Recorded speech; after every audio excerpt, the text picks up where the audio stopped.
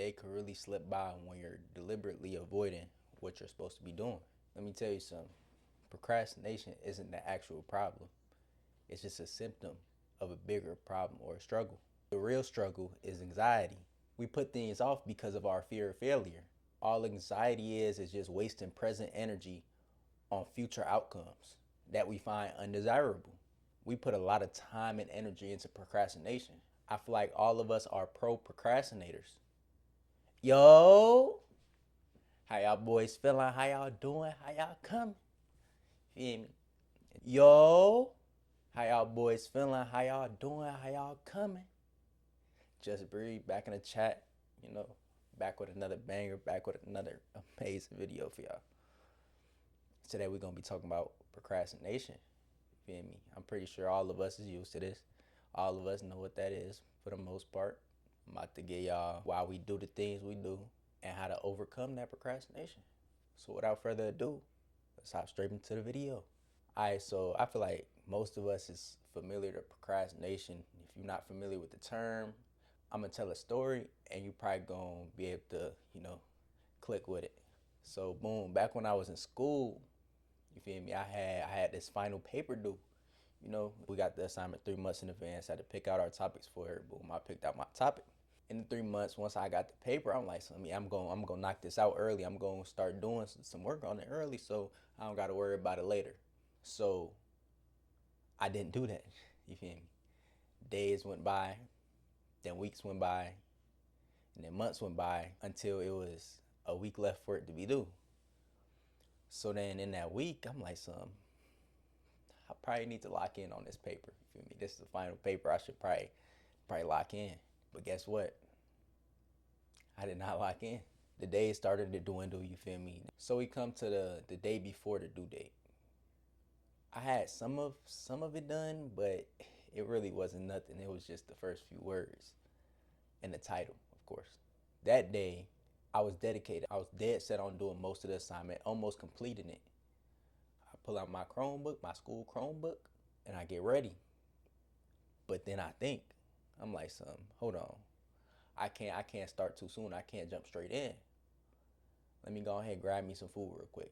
I can't be doing work while I don't have the power to energize my brain. I need food. So I go get some food. That took about an hour. And then I suddenly get a text while I'm eating, you feel me? It was from the guys. They had told me to get on the game, So it's like, dang, a couple games can't hurt. A couple games can't hurt, bruh. So I hopped on the game, you feel me? I had the computer open on my desk. I put it to the side and I was gonna work on it while I was playing the game, So I hopped on the game. I didn't really do too much work, but it was there though. The computer was still open, you feel me? It actually ended up going in rest mode, but we don't care about that. Played a few games, and then probably 2 hours passed, 3 hours passed. I hopped off. And I only really hopped off because everybody else hopped off and we was losing. And then I finally was like, let me get to my work. You feel me? I gotta get this done. It's about 10 p.m. So then I get back to the work. I almost start typing, but then I remember I ain't work out today. I gotta go work out real quick. Gotta keep my body looking right. I gotta work out. So I go and work out real quick. That take about another hour. And since I work out, I'm sweaty, I stink. I gotta go hop in the shower now. I gotta make sure I'm fresh for this assignment. I gotta be smelling good, looking good, feeling good, tasting good, I get up in the shower.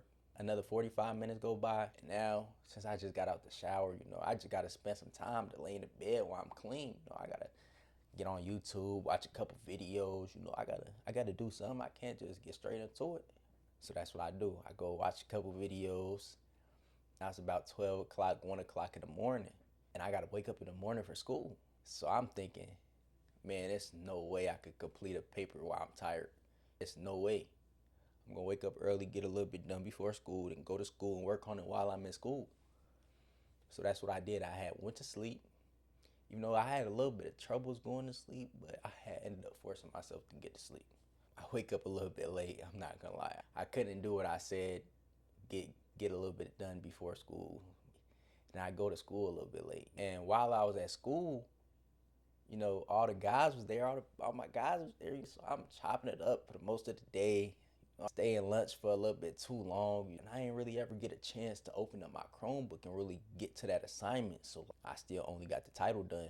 And then school gets out, and then I decide that I need to, when I get out of school, I need to chill a little bit. Like, you don't want to just jump back into schoolwork once you get out of school. So I laid down for like about 2 hours, you know, and I hopped back on the game, of course, you know, like, why not play the game, you know? And it was around like 2, 3. I scrolled on my phone for a little bit, you know.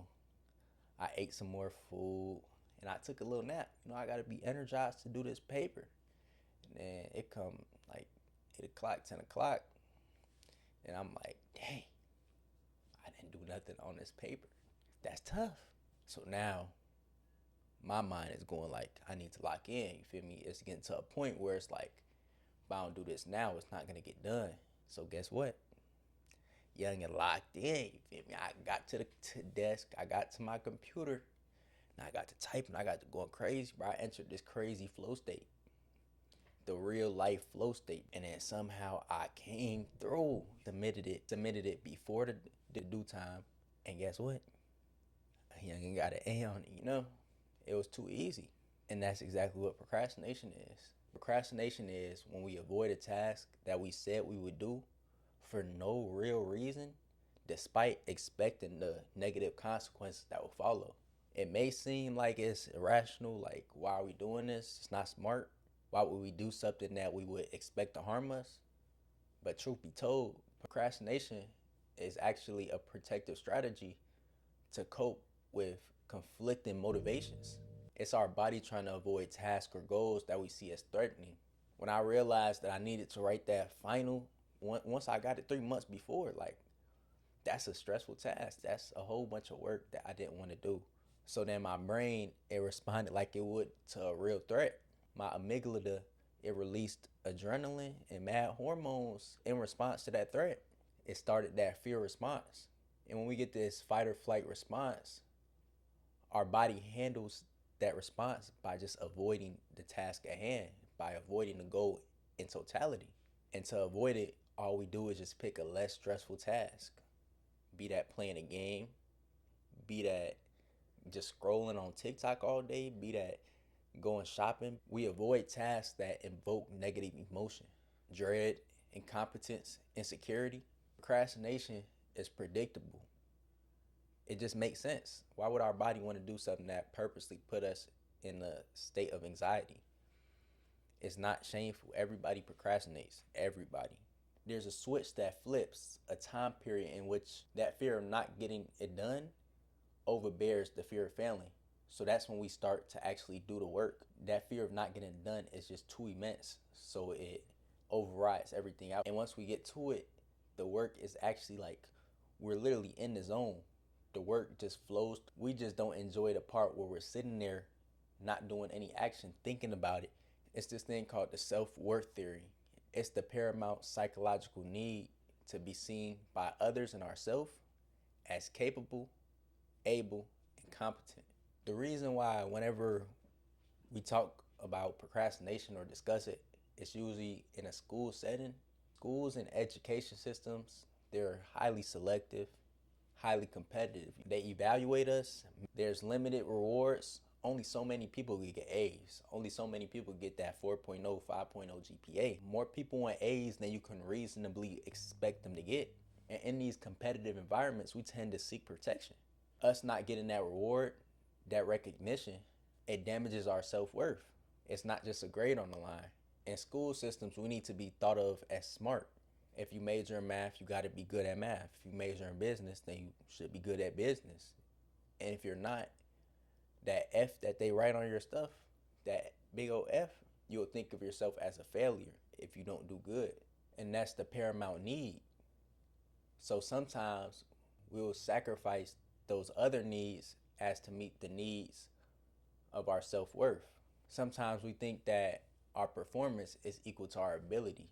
And then that ability determines my success and my achievements. And then that these achievements and this success, they determine my self-worth and how I think about myself. And there's an equation for this. Performance equals ability equals worth. We link a grade on a paper to how we see ourselves in the world, to the people we love and care for. But we need to stop that. People who are afraid of failure procrastinate a lot. So does that mean you're lazy? We'll figure it out. A lot of times you'll hear people complain about their career paths, their majors, that they themselves chose. I don't like business even though I'm a business major.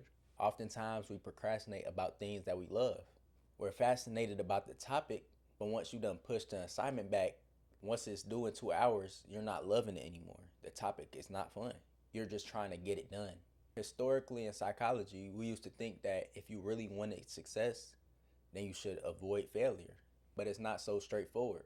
You can go for a goal and really want to do the goal, at the same time really not want to do it. You could want to really succeed, but also really fear failing. Most driven people, motivated people, they're high in success orientation. They're higher in fear of failing and success orientation. These two motivations are what keep most of us stuck. You're striving away and towards something. Procrastinators aren't lazy. They aren't less motivated. They don't have bad time management skills.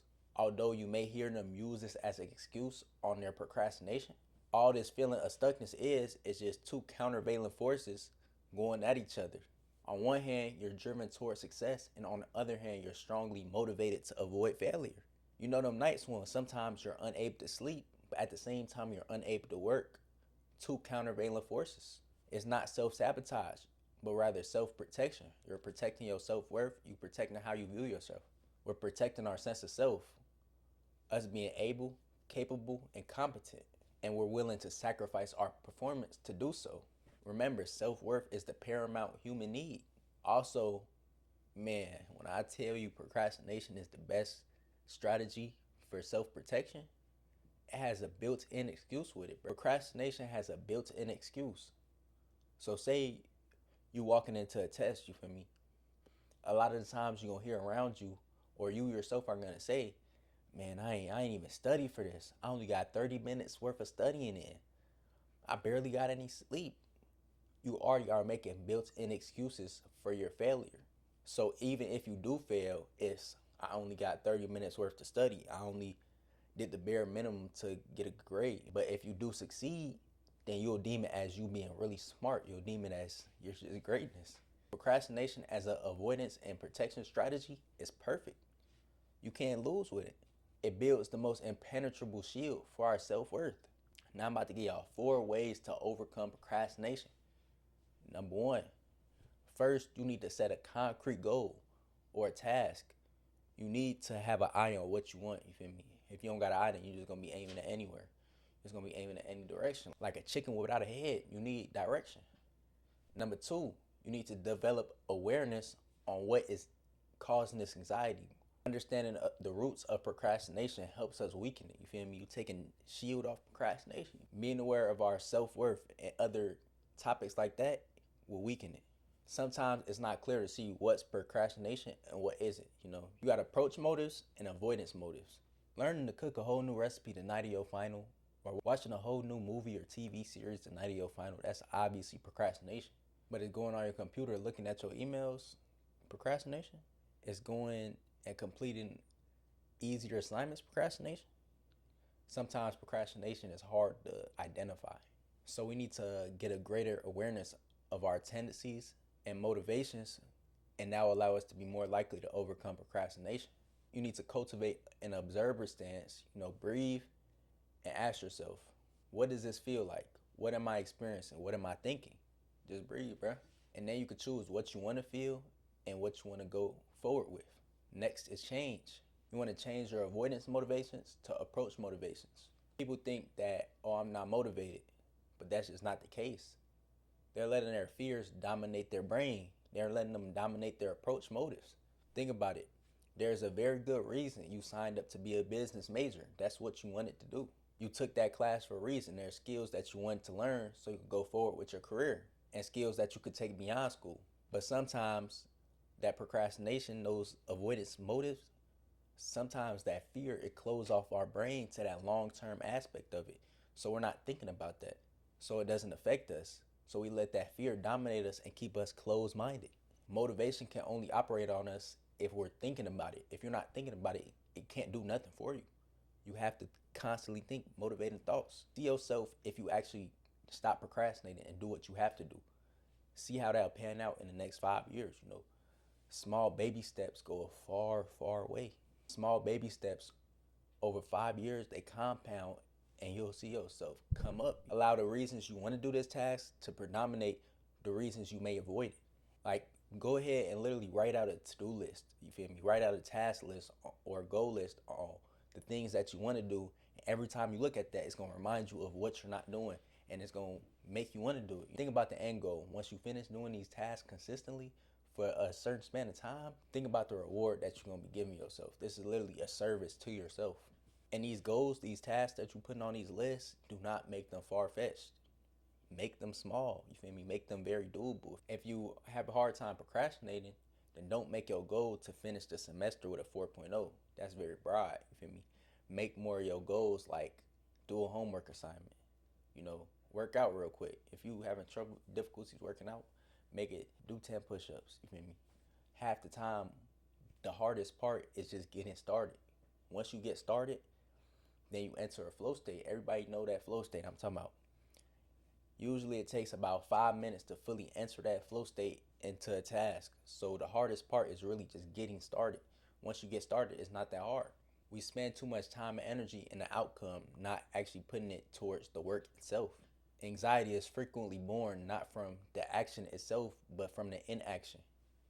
The inaction keeps us uncertain, so we're letting our mind wander about future outcomes that we have no control over. The only control we have is right now.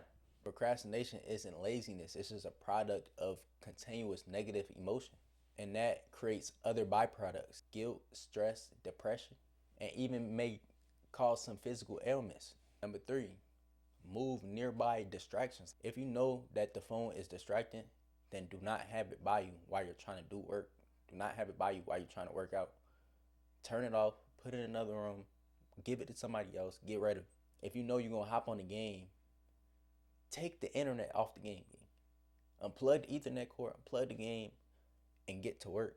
Avoid distractions. Distractions is going to keep you from getting to your goals.